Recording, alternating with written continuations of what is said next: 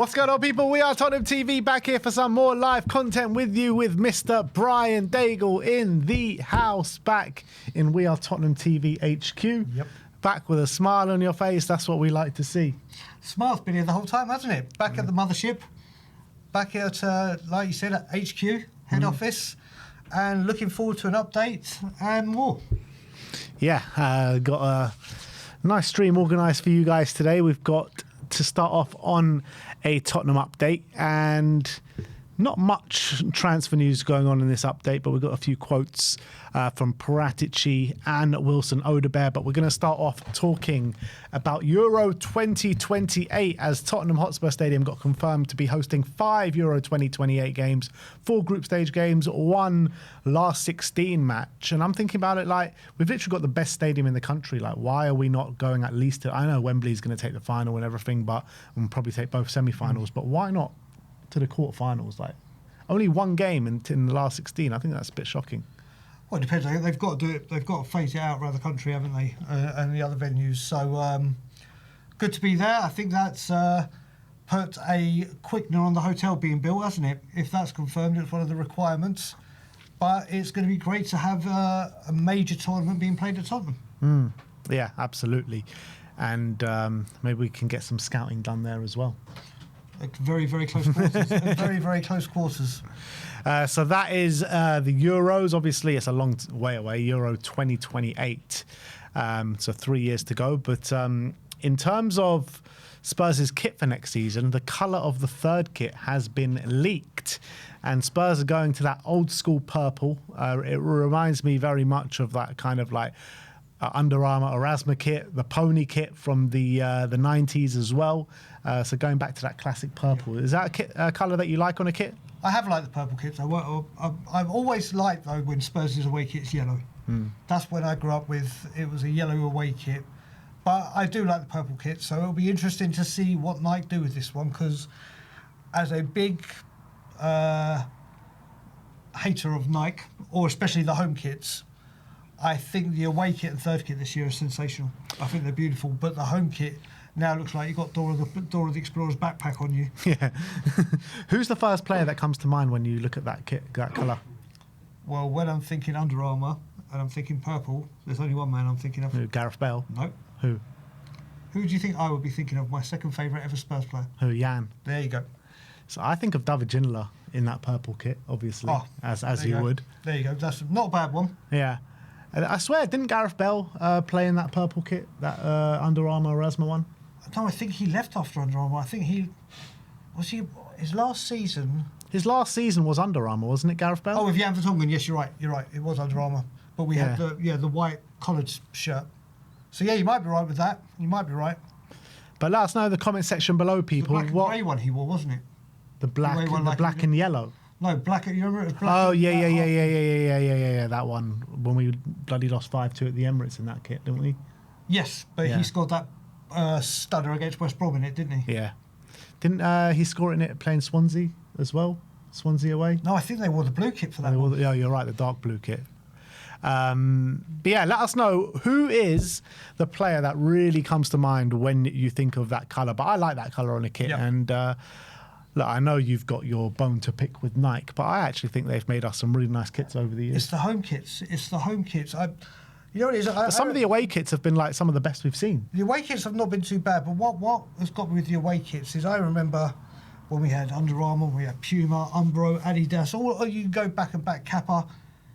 It was like a V-neck, then a collar, then a round neck, then it is just the same white round neck, no imagination. But I will say the away kit and third kit this season is stunning. Stunning.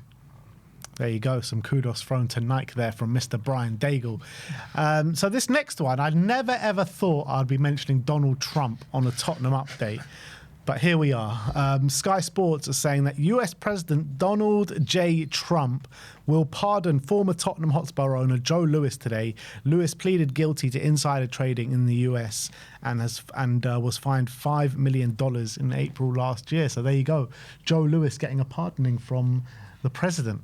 I mean, we all grow up being told it's who you know, not what you know.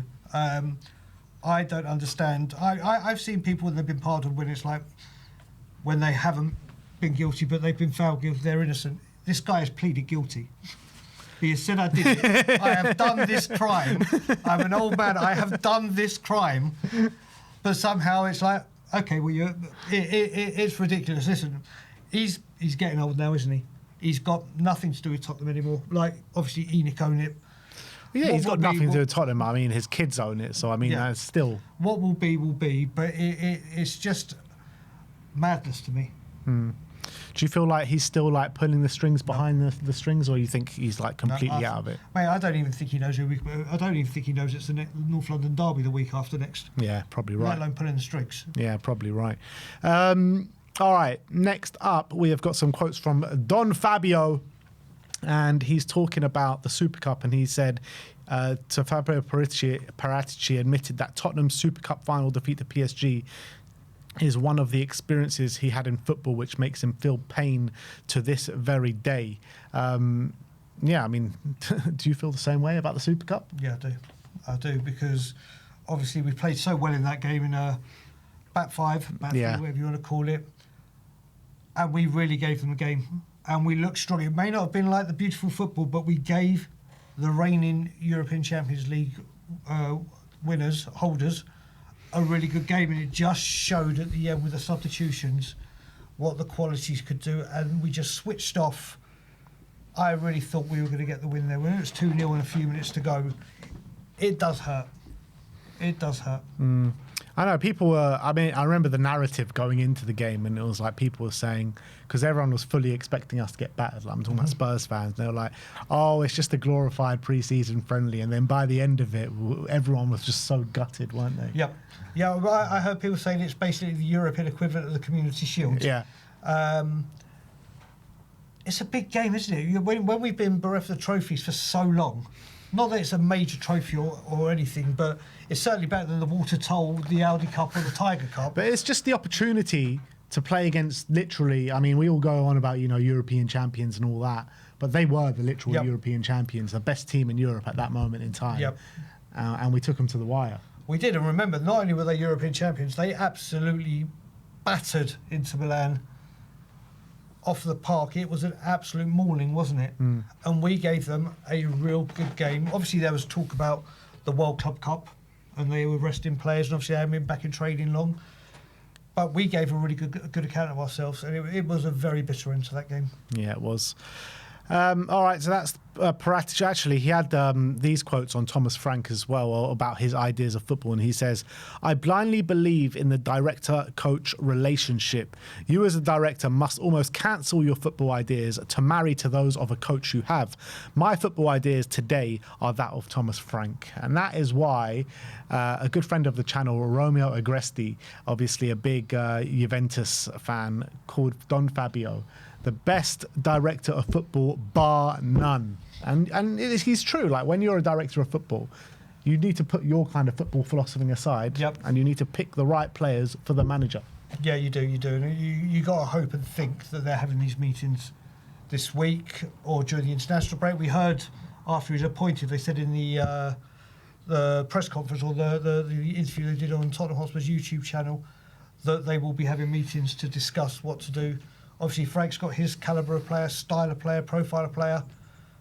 Fabio has a wide knowledge of the world of football and will hopefully be able to identify some nuggets in there that will be able to do the job and entice the big players to come and play for Tottenham Hotspur.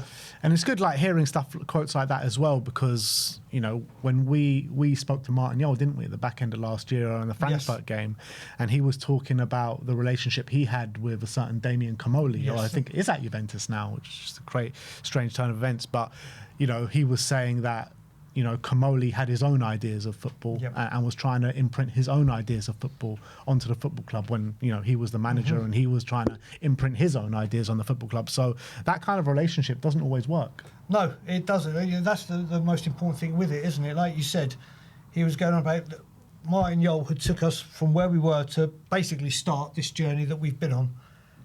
And he was flying for us. And obviously the players loved him. He knew what he wanted. And then Comolli came in and thought he could get a different type of player or have his views. And when that we saw it in Newcastle, didn't we, with Eddie Howe and what's it, Paul Mitchell.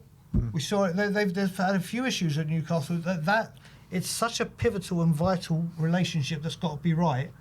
And hopefully Frank and Paratici will get on famously together. Yeah. All right, now a bit of transfer news. The one that you've all been waiting for, people. Matti Moretto, a very reliable journalist, says that Tottenham, Newcastle and Inter are all closely monitoring Club Brugge defensive midfielder Alexander Stankovic. So, Alexander Stankovic, 20 years of age, so only 2 years above 18 years of age. Son of former top-class player Dejan Stankovic, who obviously played for Inter. Stankovic came through the ranks at Inter, didn't get minutes there, moved on to Club Brugge in the summer. He's a central part of that Club Brugge team who are, I wouldn't say flying high in the Champions League, but doing very well. They played Barcelona, I think, in the last round, and it was an unbelievable game. They played tremendously well, drawing 3-3 on the day. And Alexander Stankovic is a player, is a profile of player who I think we're desperately missing in this squad. Someone who can screen that back for a number 6, but has also got that passing ability and that ability to progress the ball forward. Like I said, a very key part to this Club Brugge team in this moment in time. Is he the player that we want? Because of, in terms of the profile, he's still a very new player. He's playing pretty much his first year in senior football. Has already been called up to the Serbian national team, having 2 caps already. So that shows you where they see him and they value him. But look, don't get it twisted. He's having a bit of a rise in terms of stature at this moment in time. But is it a bit too early to come to Spurs? I'm not too sure yet. Well, do you know what? I'm glad you said he's already made his debut for the Serbian national team, because there's a certain football match on today that I wasn't going to watch because I don't know a lot about this player, and I might just watch the England game now and check him out. Like you said, when we were talking about this earlier, we were talking about, or you were talking about, when we had that discussion about the kind of midfielder we were looking for, and you were like, this is the kind of profile, weren't you? Yeah. From what you've seen of him. I haven't seen him play at all, so I can't really comment. But from what you were saying, what he can offer is sounds like a very promising prospect, but not just one of those one for the future. It looks like if you're holding your own against Barcelona and doing well for Club Brugge, we have a good track record of players from Belgium. So, like Jonathan Blundell. Oh wait, don't. Why have you gone for the pinnacle? Why have you gone for the pinnacle immediately? But yeah, we'll see how this one develops. But like I said, I hadn't heard much about him until we started talking about him. But I will watch him tonight now. Yeah, I hope he starts. But look, he's a young player. So do Spurs really need another kind of young player who's just making his way in the game? Or do we need someone kind of more, apparent in the world of football, where in the age of like mid-20s, something like that? But again, like we were talking about the need for a number 6 in the start and which kind of number 6 do we need. There are not many players around that do have that kind of natural ball playing ability, but also being able to protect that back four. So I'm not sure. I'm undecided on it. Yeah, I mean, you look at it, last season we were linked with like Nico Paz, obviously a youngster just coming through. Obviously he has got great. There's some of these players that do just look like they're going to come in and set the ground running. Is he one of them? I'm sure Paratici will know a bit about him from his time in Inter. Yeah. We'll see how it develops, but like you said, this is what we've been lacking. It's good to hear Spurs are actually, the rumours we're hearing are for areas that we need addressing. It's mad as well because last year or a year and a half ago, he was playing for Serbia under-19s, got the call up to the under-21s. Only 2 games in the under-21s, and they said, I've seen enough, moving up to the seniors. So well, that's a glowing endorsement, isn't it? Yeah, exactly, from your country. So look, we'll see what happens. There are, top clubs. I think Leverkusen have been accredited with interest as well. When you've got the likes of Inter Milan, Leverkusen, Newcastle and Spurs all after you must be doing something right. And what's more interesting about that, if Inter are seriously chasing him, Inter let him go a year ago. Yep. So they'll know more about him than anyone else. They will do, and I wonder if there's a buyback clause. Because then if they do have that, then it might, or they have first refusal or whatever, so it could be a clever move for them to get him back in a stipulation in the contract that we don't know about. But we'll have to wait and see how this one develops. But big teams are looking at him, so we'll see where it goes. Yeah, and obviously his dad played for Inter Milan and was a big player for Inter Milan, Dejan Stankovic. Yep. So if he wants to follow in his dad's footsteps, and he's kind of the same role as his dad as well, a central midfielder. So Look, we'll have to wait and see how this one progresses. But last but not least, we've got some quotes from Wilson Odobert. First of all, on playing for Thomas Frank. And he says, "It's going very well. Honestly, he has a good work ethic. I think everyone is happy with him. He has some good game plans, so it's top-notch. We have a style of play a little different, and I think it's still a good style of play. So there you have it. After that, we always have to try and find depth and add variety." So, yeah, he seems to be happy. And why wouldn't he be? Because he's just going up and up and up at the moment. Exactly. I mean, we've got to remember as well, we've heard Christian Romero being told that he's never been happier at Spurs, everything. It's wonderful to hear. Obviously, there is a big change into the way we have been playing in previous seasons, especially the last two. And there's always going to be a change when you change manager. There's always going to be a different way to have passages of play, formations, tactics. And it is a learning curve for every single one, including the youngsters like Odobert. And Odobert, gradually, little by little, is showing green shoots of improvement and is getting a lot more confident on the ball, being a lot more direct. And hopefully more will come from his game under Frank's tutelage. I thought you were going to burst out into Oasis song there for a second, little by little. I could have done. I could have done, but no one needs to hear me sing. No one needs that. And he's talking as well on Spurs needing to improve that home form as well. And he says, "I think it will come together all little by little," he says. If you look closely at our matches, we're not playing badly. And when we lose, it's really close. A bit of a mixed bag, because if you look at away games, I think we're the best away team. So there you have it. We just need to confirm that at home with our fans. I think it will all come together little by little. So we're feeling confident. We have a good feeling about us, and I think the chances we'll create will come with time. We shouldn't force things. We just need to let time take its course, and everyone should work hard. So he's calling for a little bit of patience when it comes to home things. But what he says here is that when you look closely at our matches, we're not playing badly, and when we're losing, it's really close. I mean, some games it is really bad though, isn't it?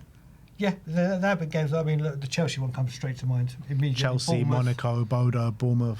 Yeah, I was talking about home. Not. Oh, okay. So you look at, we're talking about the home record. Second half of Wolves, you know. I mean, even Villarreal, you could say. Villarreal. But it is time to implement his tactics over. Like I said from the get-go, I have no doubt we will be playing attacking football by the end of the season when we have players back and he gets players that specifically suit what they need him, what they can do for him.